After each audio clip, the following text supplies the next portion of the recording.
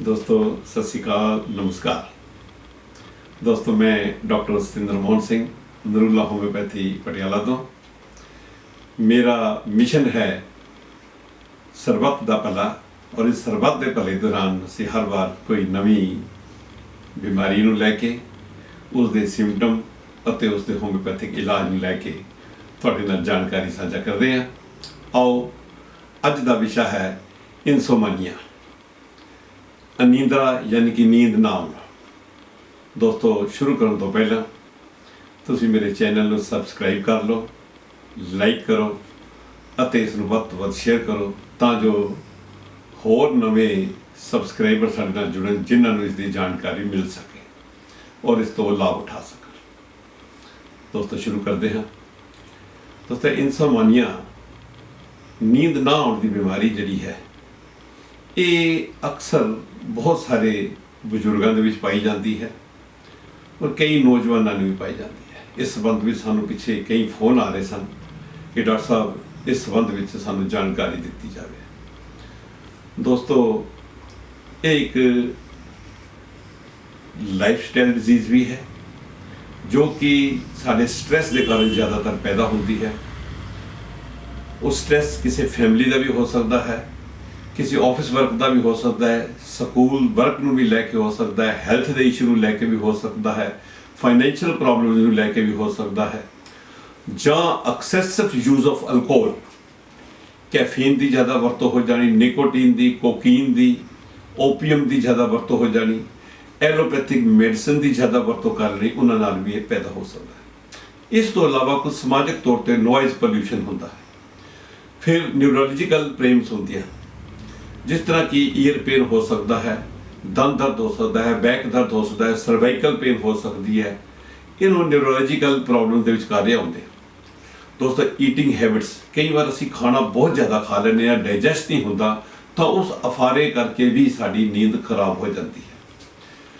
दोस्तों इसी तरह मेंटल हेल्थ डिसऑर्डर, सो ओवरवर्क कर लेना, एंजाइटी, अल्जाइमर, पार्किंसम, डायबिटीज़, हाइपरटेंशन, ये प्रॉब्लम्स भी हैं।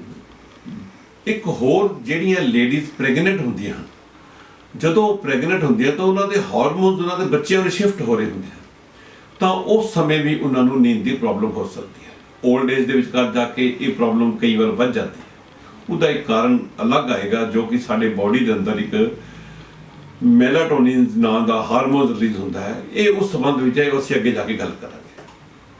दोस्तों इंसोमानिया के सिम्पटम की है। इंसोमानिया के सिम्पटम ये तो स्पष्ट है कि नींद ना आना, पर हुण नींद बिल्कुल ना आना, कईयां दी रीत अद्धी रात को खुल जाती है, मुड़ के नहीं आती।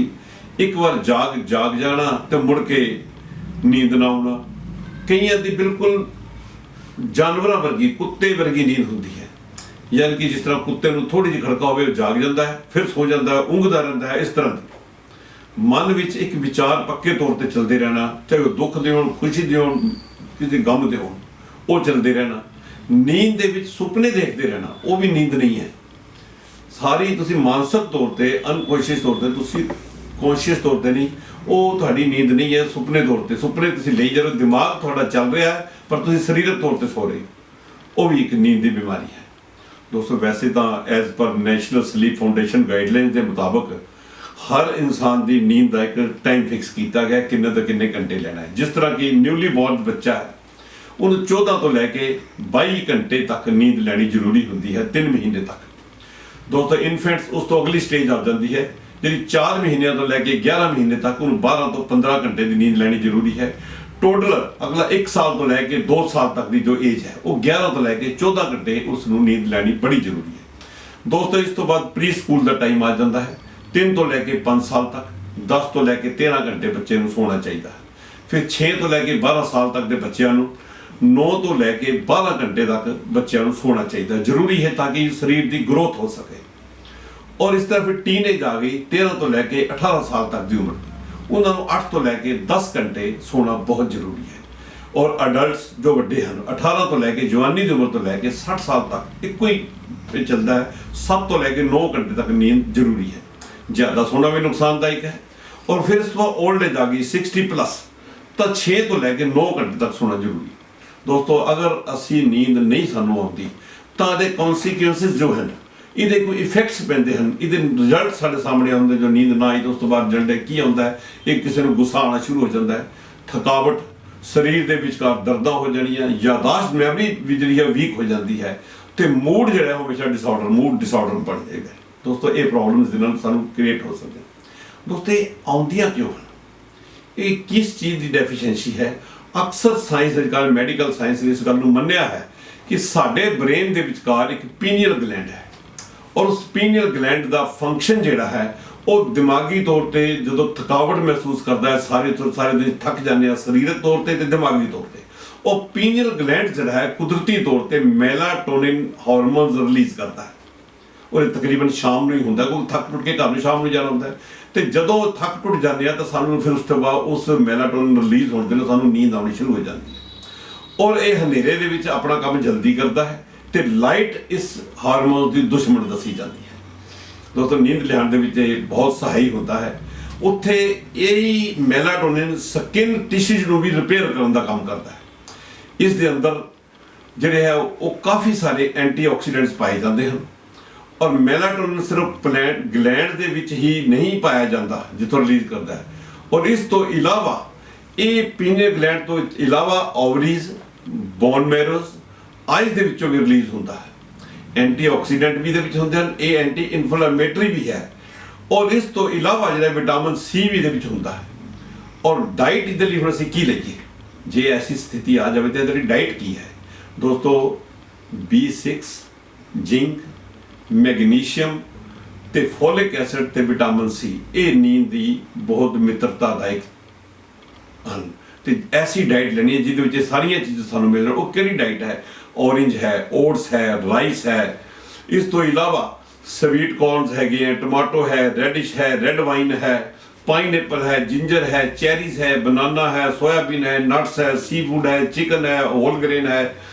तो इस तरह दोस्तों अंडे भी हैं, पल्सिस भी हैं, पर दुश्मन केड़ी है नींद की सब तो वध जी इस मैलाटोनिन तंग करती है वो है कॉफ़ी, टी, कोकीन, ज़्यादा मात्रा में अल्कोहल की वरतों करना, ये चीज़ां इस दियां बहुत वड्डियां दुश्मन हैं। दोस्तों हुण आपां विचार करांगे इहदियां होम्योपैथिक मैडिसिन की है। कॉफिया करूडा 200 शाम ਨੂੰ 7 ਵਜੇ ਇੱਕ ਖੁਰਾਕ ਲੈ ਲੈਣੀ ਚਾਹੀਦੀ ਹੈ, ਪਰ ਇਸ ਦੇ ਸਿੰਪਟਮ ਸਾਨੂੰ ਪਤਾ ਹੋਣੇ ਚਾਹੀਦੇ। ਕਈ ਵਾਰ ਮੈਨੂੰ ਫੋਨ ਆਉਂਦੇ ਹਨ, ਉਹ ਪੁੱਛਦੇ ਹਨ ਡਾਕਟਰ ਸਾਹਿਬ ਤੁਸੀਂ ਮੈਡੀਸਿਨ 5, 4, 6 ਮੈਡੀਸਿਨ ਦੱਸ ਦਿੰਦੇ ਹੋ, ਇਹ ਸਾਨੂੰ ਇਸ ਕਰ ਦਿੱਕਤ ਹੁੰਦੀ ਹੈ। ਦੋਸਤੋ ਗੱਲ ਇਹ ਹੈ ਕਿ ਇਹ ਹੋਮਿਓਪੈਥਿਕ ਹੈ। ਹੋਮਿਓਪੈਥੀ ਦੀ ਪਹਿਚਾਣ ਹੀ ਸਿੰਪਟਮ ਬੇਸ ਹੈ। ਸਾਡੀ ਕੋਈ ਵੀ ਮੈਡੀਸਿਨ ਹੈ ਉਹ ਸਿੰਪਟਮ ਦੱਸਾਂਗੇ ਤਾਂ ਹੀ ਉਹਦੇ ਨਾਲ ਮੈਡੀਸਿਨ ਲਈ ਜਾ। ਇਸ ਲਈ ਸਾਨੂੰ ਅਲੱਗ-ਅਲੱਗ ਪੇਸ਼ੈਂਟ ਦੇ ਸਿੰਪਟਮ ਹੁੰਦੇ ਹਨ ਤੇ ਅਸੀਂ ਮੇਨ ਰੈੱਡ ਲਾਈਨ ਸਿੰਪਟਮ ਲੈ ਕੇ ਤੁਹਾਡੇ ਨਾਲ ਜਿਹੜੀ ਹੈ ਉਹ ਵਿਚਾਰ ਕਰਦੇ ਹਾਂ। ਕੋਫੀਆ ਕਰੂਡਾ 200 ਪੋਟੈਂਸੀ ਦੇ ਵਿਚਕਾਰ ਲੈਣੀ ਹੈ ਔਰ ਸ਼ਾਮ ਨੂੰ 7 ਵਜੇ ਇੱਕ ਖੁਰਾਕ ਲੈ ਲੈਣੀ ਚਾਹੀਦੀ ਹੈ। ਇਸ ਤੋਂ ਬਾਅਦ ਇਹਦੇ ਸਿੰਪਟਮ ਕੀ ਹਨ? ਇਹਦੇ ਸਿੰਪਟਮ ਹਨ ਕਿ ਮਨ ਦੇ ਵਿਚਕਾਰ ਕੋਈ ਵੀ ਇੱਕ ਵਿਚਾਰ ਫਸ ਗਿਆ, ਉਹ ਕਿਸੇ ਖੁਸ਼ੀ ਦੇ ਵਿਚਕਾਰ ਨੀਂਦ ਨਾ ਆਵੇ, ਜ਼ਿਆਦਾ ਕਿਸੇ ਪਤਾ ਲੱਗ ਗਿਆ ਜਿਵੇਂ ਫੋਰ ਐਗਜ਼ਾਮਪਲ ਕਿਸੇ ਦੀ ਲਾਟਰੀ ਨਿਕਲ ਆਈ, ਉਹਨੂੰ ਬਹੁਤ ਸਾਰੀ ਖੁਸ਼ੀ ਹੋਈ, ਜਾਂ ਉਹਨੂੰ ਖੁਸ਼ੀ ਹੋਈ ਕਿਸੇ ਹੋਰ ਘਰ ਦੀ ਖੁਸ਼ੀ ਦੇ ਵਿਚਕਾਰ ਉਹ ਨੀਂਦ ਨਾ ਆਉਣਾ, ਜਾਂ ਕੋਈ ਇੱਕ ਵਿਚਾਰ ਦਿਮਾਗ 'ਚ ਫਸ ਜਾਣਾ, ਉਹ ਸੁਪਨੇ ਵੀ ਕਈ ਵਾਰ ਸੌਂ ਵੀ ਜਾਂਦਾ, ਸੁਪਨਿਆਂ ਦੇ ਵਿਚਕਾਰ ਵੀ ਉਹ ਵਿਚਾਰ ਚੱਲਦਾ ਰਹਿੰਦਾ ਹੈ। ਤੇ ਜਦੋਂ ਐਸੀ ਸਥਿਤੀ ਆ ਜਾਵੇ ਤਾਂ ਉਸ ਸਮੇਂ ਕੋਫੀਆ ਕਰੂਡਾ ਬੈਸਟ ਮੈਡੀਸਨ ਹੈ ਇਨਸੋਮਨੀਆ ਦੇ ਲਈ। ਔਰ ਇਸ ਦਾ ਇੱਕ ਹੋਰ ਸਿੰਪਟਮ ਵੀ ਹੈ, ਉਹ ਸ਼ੋਰ ਹਰਕਤ ਪਸੰਦ ਨਹੀਂ ਹੁੰਦਾ ਹੈ ਪੇਸ਼ੈਂਟ, ਸ਼ੋਰ ਹਰਕਤ ਦੇ ਨਾਲ ਉਸ ਦੀ ਇਹ ਪ੍ਰੋਬਲਮ ਵੱਧ ਜਾਂਦੀ ਹੈ। ਦੋਸਤੋ ਇਸ ਲਈ ਇਹ ਮੈਡੀਸਨ ਲੈਣੀ ਜ਼ਰੂਰੀ ਹੈ। ਇੱਕ ਖੁਰਾਕ ਕੋਫੀਆ ਕਰੂਡਾ 200, ਇਸ ਦੇ ਨਾਲ associate medicine passiflora mother tincture Q 20 drops 1/4 cup ਦੇ ਵਿਚਕਾਰ ਪਲੇਨ ਵਾਟਰ ਦੇ ਵਿਚਕਾਰ ਮਿਲਾ ਕੇ ਇਸ ਨੂੰ ਲੈ ਲੈਣੇ ਚਾਹੀਦੇ ਹਨ ਰਾਤ ਨੂੰ ਸੌਣ ਤੋਂ ਅੱਧਾ ਘੰਟਾ ਪਹਿਲਾਂ। ਦੋਸਤੋ ਤੁਹਾਨੂੰ ਬਹੁਤ ਸੋਹਣੀ ਨੀਂਦ ਆਏਗੀ। ਅਗਲੀ ਮੈਡੀਸਨ ਹੈ ਜੈਲਸੀਮੀਅਮ 30। ਦੋਸਤੋ ਇਹ 30 ਪੋਟੈਂਸੀ ਦੇ ਵਿਚਕਾਰ ਹੈ, ਦਿਨ 'ਚ 3 ਵਾਰ ਅਸੀਂ ਇਸ ਨੂੰ ਲੈਣਾ ਹੈ। पर इसका सिम्पटम भी फॉर नर्वस एक्साइटमेंट ही है जो कोफिया करੂਡਾ ਦਾ ਸੀ, नर्वस एक्साइटमेंट। पर ਇਹਦੇ ਵਿਚਕਾਰ ਕੀ ਹੈ, ਇਹਦਾ सिम्पटम है इमोशनल एक्साइटमेंट होती है। ਉਹਦੇ ਵਿਚਕਾਰ ਖੁਸ਼ੀ ਦੀ ਐਕਸਾਈਟਮੈਂਟ ਸੀ, ਇਹਦੇ 'ਚ ਇਮੋਸ਼ਨਲ ਐਕਸਾਈਟਮੈਂਟ, ਯਾਨੀ ਕਿ ਕੋਈ ਬੁਰੀ ਖਬਰ ਸੁਣ ਲੈਣਾ, ਕੋਈ ਬੁਰੇ ਵਿਚਾਰ ਆ ਜਾਣਾ। ਵਪਾਰੀਆਂ ਦੀ ਜੇ ਕਾਰੋਬਾਰੀ ਕਿਸੇ ਨੂੰ ਘਾਟਾ ਪੈ ਗਿਆ ਜਾਂ ਵਪਾਰ ਦੀ ਚਿੰਤਾ ਕਰਦੇ ਰਹਿਣਾ, ਤਾਂ ਦੋਸਤੋ ਉਸ ਸਮੇਂ ਜੈਲਸੀਮੀਅਮ 30 ਦਿਨ 'ਚ 3 ਵਾਰ 15 ਦਿਨ ਲਗਾਤਾਰ ਲੈ ਲੈਣੀ ਚਾਹੀਦੀ ਹੈ। ਅਗਰ 15 ਦਿਨ ਤੋਂ ਵੀ ਬਾਅਦ ਤੁਹਾਨੂੰ ਆਰਾਮ ਆਉਣ ਲੱਗ ਤਾਂ ਇਸ ਨੂੰ ਮਹੀਨੇ ਤੱਕ ਵੀ ਐਕਸਪੈਂਡ ਕਰ ਸਕਦੇ ਹੋ। ਇਹਦੇ ਨਾਲ ਵੀ ਪੈਸੀਫਲੋਰਾ ਕਿਊ ਮਦਰ ਟਿੰਚਰ 20 ਡ੍ਰੌਪਸ 1/4 ਕੱਪ ਦੇ ਵਿਚਕਾਰ ਪਾਣੀ ਪਲੇਨ ਵਾਟਰ ਦੇ ਵਿਚਕਾਰ ਮਿਲਾ ਕੇ ਅਸੀਂ ਨੂੰ ਰਾਤ ਨੂੰ ਸੌਣ ਤੋਂ ਅੱਧਾ ਘੰਟਾ ਪਹਿਲਾਂ ਲੈਣਾ ਹੈ। ਦੋਸਤੋ ਅਗਲੀ ਮੈਡੀਸਨ ਹੈ ਕੋਕੂਲਸ 6। ਇਹ ਕਈ ਐਸੇ ਲੋਕ ਹਨ ਜਿਹੜੇ ਰਾਤ ਨੂੰ ਡਿਊਟੀ ਕਰਦੇ ਹਨ, ਲੇਟ ਡਿਊਟੀ, ਰਾਤ ਤੱਕ ਜਾਗਣਾ ਪੈਂਦਾ ਹੈ। ਫਾਰ ਐਗਜ਼ਾਮਪਲ ਜਿਵੇਂ ਇੱਕ ਚੌਕੀਦਾਰ ਹੈ, ਜਾਂ ਜਗਰਾਤਾ ਜਿਵੇਂ ਕਰਦੇ ਆ ਜਾਗਰਣ ਕਰਨ ਵਾਲੇ ਹਨ, ਜਾਂ ਜਗਰਾਤੇ ਵਿੱਚ ਬੈਠਣਾ, ਰਾਤੀ ਬਹਿ ਕੇ ਕਈ ਜਾਗਣਾ, ਤਾਂ ਉਹਨਾਂ ਲੋਕਾਂ ਨੂੰ suffering from loss of sleep, ਰਾਤ ਨੂੰ ਜਾਗਣ ਕਰਕੇ ਉਹਨਾਂ ਦੀ ਇਹ ਨੀਂਦ ਖਰਾਬ ਹੁੰਦੀ ਹੋਵੇ, ਤਾਂ ਉਹਦੇ ਲਈ ਕੋਕੂਲਸ 6 ਮੈਡੀਸਨ ਹੈ।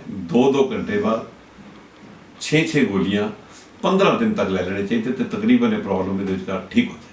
ਦੋਸਤੋ ਅਗਲੀ ਮੈਡੀਸਨ ਹੈ ਨਕਸ ਵੋਮਿਕਾ 30।